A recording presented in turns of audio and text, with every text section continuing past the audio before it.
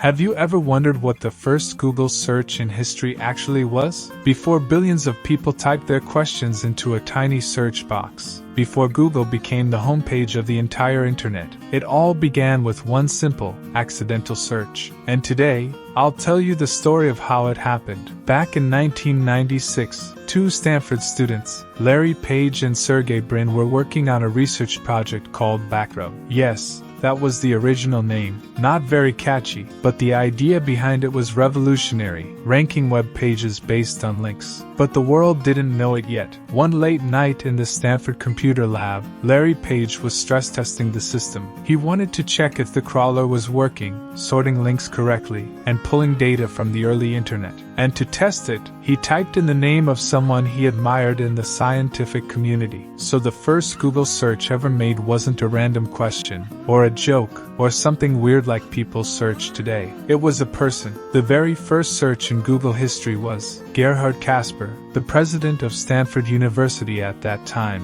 Why him? Because Google's early algorithm relied heavily on backlinks, and Casper had a strong presence across Stanford websites. For Larry Page, it was the perfect way to see whether the ranking system actually worked. When the result popped up correctly, something clicked. This wasn't just a school project anymore. This could organize the entire internet. Over the next few months, Larry and Sergey improved their crawler, redesigned the algorithm, and finally moved from the weird name Backrub to something inspired by the mathematical term Google, meaning a 1 followed by 100 zeros. And just like that, Google was born. From a single search, the name of a university president grew the world's most powerful search engine. Today, Google processes over 100,000 searches every second, but it all began with that one tiny test query in a quiet Stanford computer lab. A simple keystroke that changed the world forever. So the next time you search something on Google,